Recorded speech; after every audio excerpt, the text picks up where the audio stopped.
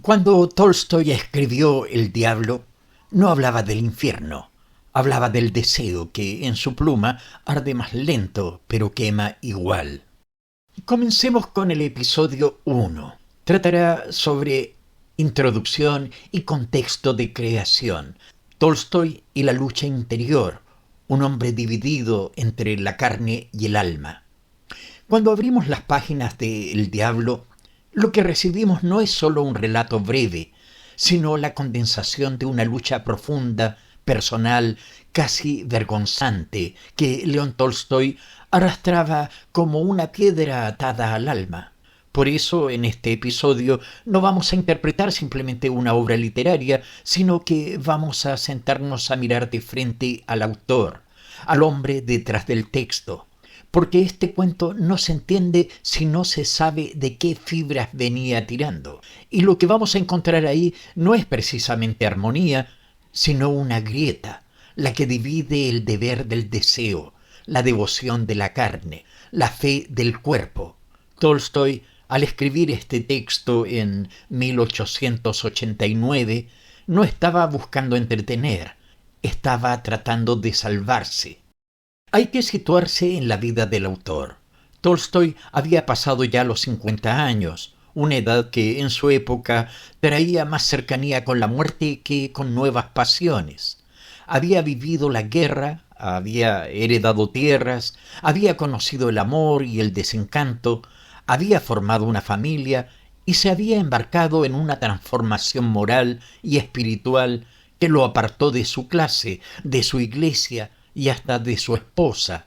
Su conversión al cristianismo radical lo llevó a vivir con una austeridad que rayaba en el ascetismo y a condenar todo lo que oliera a placer, posesión o disfrute.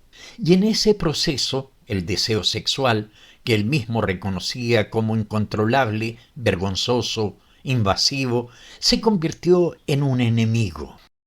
El diablo nace de esa batalla, no desde la ficción, sino desde la confesión.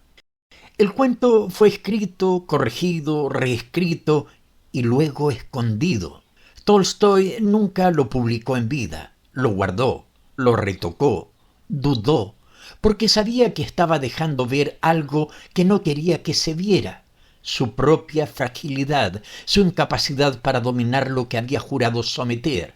En sus diarios y cartas aparece una figura femenina que se le cuela en los pensamientos, en los sueños, en los rezos, una campesina, una estepanida.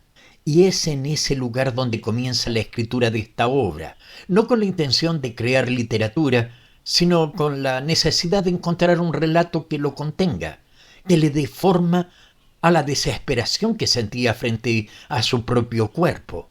Lo interesante es que Tolstoy, siendo uno de los grandes arquitectos de la narrativa rusa, aquí no construye un edificio perfecto, más bien levanta un refugio lleno de temblores. El cuento tiene dos finales, y ninguno parece definitivo. La historia es corta, pero densa. No hay subtramas, no hay grandes escenas. Todo gira en torno a una obsesión, a un deseo que no puede eliminarse, a una presencia femenina que no se esfuma con la oración ni con el matrimonio. La estructura es sencilla, pero el fondo es abismal. Y lo abismal no necesita ornamentos, solo una caída bien contada. Eso es lo que hace aquí. Lo que más me impacta al releerlo es que Tolstoy no se permite ser indulgente con su personaje. No hay un giro salvador, no hay comprensión, no hay redención. Iván, el protagonista, es arrastrado por una fuerza que no logra entender, pero que lo domina.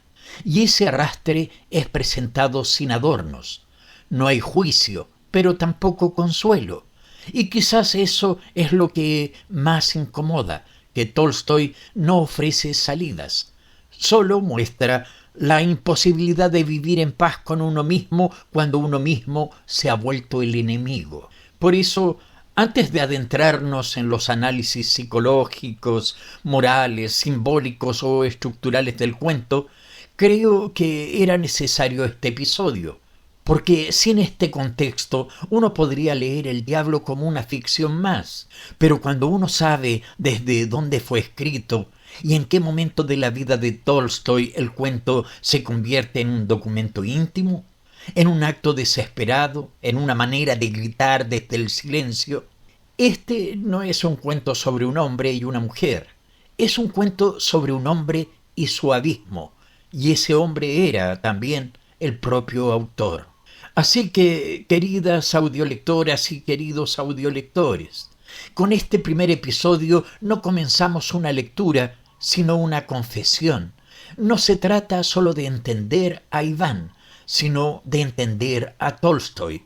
Y no porque queramos justificarlo, sino porque queremos mirar de frente lo que muchos escritores prefieren ocultar, la zona donde la palabra se rompe, donde la ficción no alcanza, donde la literatura ya no salva, pero al menos acompaña. Si están listos, seguimos lo que viene. No será cómodo, pero será honesto.